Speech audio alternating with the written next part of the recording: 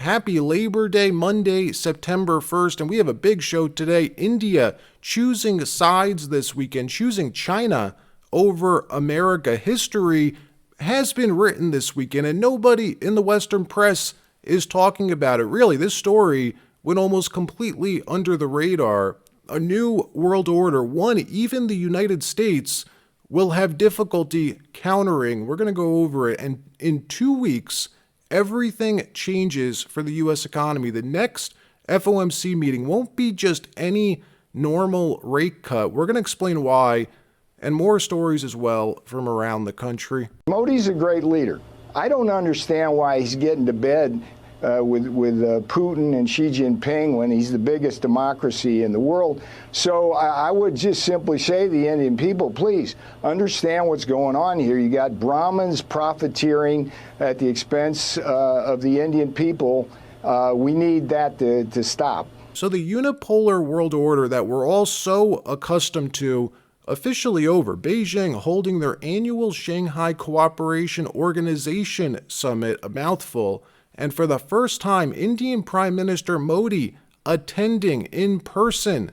This is a big deal, something that almost never happens. India and China, natural enemies, but suddenly this weekend coming together, announcing this new Eurasian trading bloc, meeting all weekend long with Xi Jinping, Vladimir Putin, and Prime Minister Modi, three of the world's largest countries coming together, promising to work together and ending what they call this unfair system of governance that the world's been so used to since the fall of the Soviet Union, this unipolar world order where the U.S., America, is the preeminent superpower.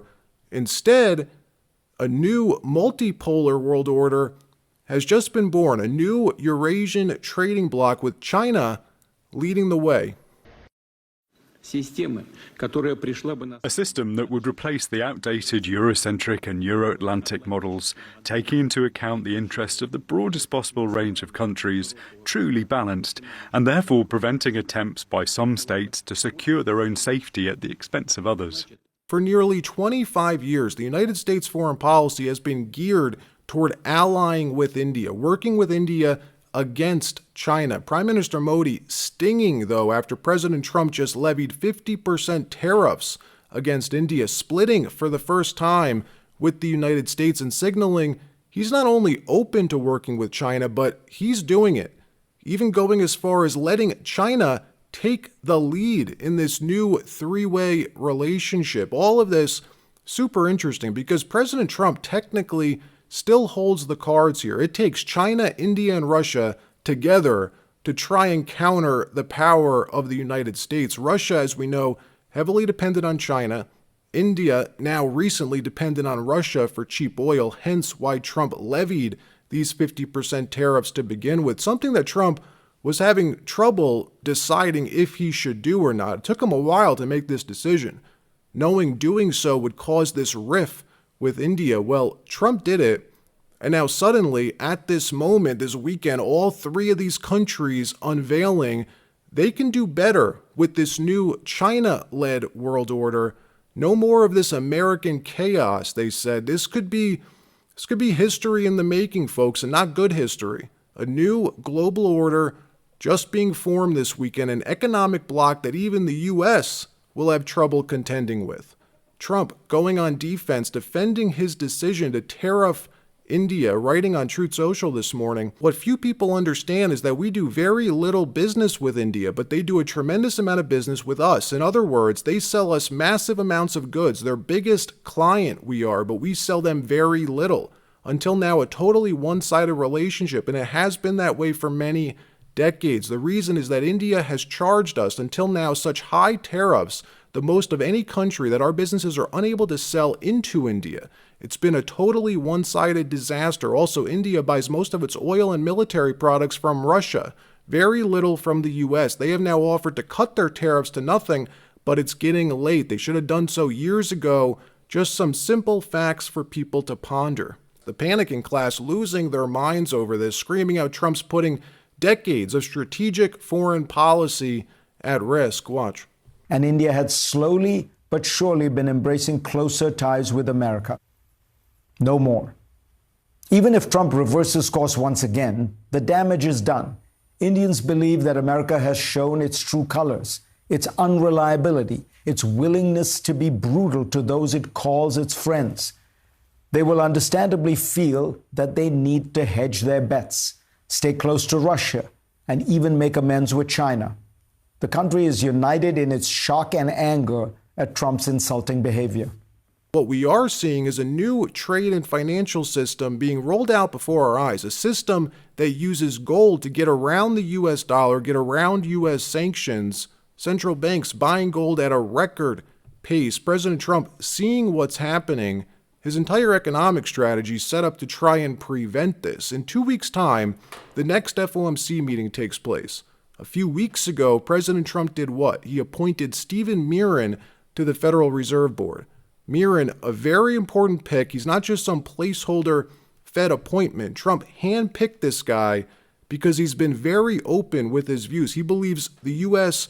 dollar is too strong, that America needs a weaker dollar to afford the insane levels of debt we have, $37 trillion in national debt. This is why we've seen the dollar crashing for the last 6 months. The Trump administration has been purposely devaluing the dollar. Trump even admitting this the other day in one of his press gaggles. Watch. Why has the dollar fallen so much, and are you concerned about that? Well, I'm a person that likes a strong dollar, but a weak dollar makes you a hell of a lot more money. Hate to tell you, I don't know if you study it, but I study it. And if you look at the yen... I went to Japan and worked, so I know. You understand? Absolutely. Oh, you did go to Japan? I went to work, yes. Well, that means you're a smarter guy than I even thought, and I know you're smart. So when we have a strong dollar, one thing happens. It sounds good. But you don't do any tourism. You can't sell tractors. You can't sell trucks. You can't sell anything. It is good for inflation. That's about it. So this is coming, folks. The markets know it's coming. Everyone's preparing for a big rate cut in 2 weeks. Rate cuts mean what? They weaken the dollar. And when that happens, money begins to pour into safe haven assets, hard assets like gold, like silver. And it's going to ramp up. Central banks around the world buying gold like never before. The summit that's happening right now in Shanghai, the Shanghai Cooperation Organization Summit, what is that? It's a sister organization to BRICS. It's set up to support BRICS. This is something that Western media hates to mention. They rarely report on BRICS, but it's happening. We need to know about it. These countries, Brazil, Russia, India, China, South Africa, what are they doing? They're trading in their own currencies right now and setting up this new currency system, something called BRICS Pay, something that, again, is backed by gold. It's this brilliant currency system that cuts the dollar out completely. We're not going to get into how it works, but President Trump knows about it. He's trying to stop it from happening. Negotiating right now, and it's also BRICS. They have BRICS, which is basically a group of countries that are anti the United States, and India is a member of that, if you can believe it. It's an attack on the dollar, and we're not going to let anybody attack the dollar. So it's partially BRICS, and it's partially the trade, this trade situation. It's the deficit. We had a tremendous deficit. So, as you know, Prime Minister Modi is a friend of mine, but they don't do very much business in terms of business with us. They sell a lot to us, but we don't buy from them. You know why? Because the tariff is so high. They have one of the highest tariffs in the world. And now what we're suddenly hearing with this new push at the Fed and even in Congress to revalue our gold reserves, why would they do that? Because right now, America's gold reserves are valued only at $42 an ounce on our balance sheet. $42 an ounce. If they revalued it to just current market price of what, $3,500 an ounce, that would instantly cut our national debt in half, something like that. And it's not just the Fed talking about doing this. It's all these Western central banks.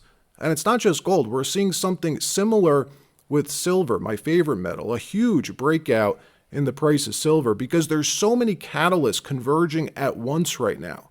This is a rare moment. It's why I'm talking about it. Look at the breakout on the GDX year to date alone. It's pretty remarkable. Plus the dollar trading right at its 3-year support line, 5 years after bottoming in the March 2020 market panic. Silver now surging by more than 200%, which is why, personally, I can't think of a better time to highlight today's sponsor, Argenta Silver. You can see their ticker on the screen, Argenta Silver, which ties into everything that we've been talking about. So just real quick, I'm just going to sum up this company, the top 3 reasons why I'm a huge fan of Argenta Silver. AGAGF is their ticker. You can see it on the screen. Currently, my top silver idea. 2 highly successful businessmen with proven track records in mining, buying millions and tens of millions of shares. Both Frank Giustra and Argentinian real estate entrepreneur Eduardo Elstein, who's acquired 25 million shares in March. Both major shareholders of Argenta Silver, and just 2 weeks ago, both purchasing an additional huge block of shares, again, putting millions of dollars into Argenta Silver. You could see it on the screen. The valuation of the company also, here are the dry figures, right? This alone tells the story. The previous owners of the LKVAR spent an estimated 60 million Canadian on this project. 60 million Canadian, discovering the 3rd largest pure silver deposit in Argentina and building a 100-person camp. Argenta then purchased this project for only $3.5 million USD in September. The pure silver deposit contains silver resource of 45.3 million ounces at 482 grams per ton in the indicated category and 4.1 million ounces at 417 grams per ton in the inferred category. Also, less than 1%, get this, less than 1% of the project area has thus far been explored. I can't overstate the potential here. Less than 1% of the project area explored thus far. This is already the 3rd largest undeveloped pure silver deposit in Argentina, and Argenta Silver now has a significant cash position, roughly 18 million USD in working capital, and they are drilling as we speak. So results are imminent and will continue to come in for the next few months. So this project, remember, was dormant for over a decade. So this drilling program is critical. Again, the ticker on the OTC is AGAGF. This is one of the reasons that with gold hitting an historic all-time high, that with silver hitting a 12-year high, that with one of Argentina's most prominent businessmen, Mr. Eduardo Elstein, with a track record in mining, investing 7.5 million Canadian in Argenta Silver, and with billionaire mining magnate Frank Giustra calling this project a vehicle to fulfill a 40-year dream of his to scale a pure-play silver company.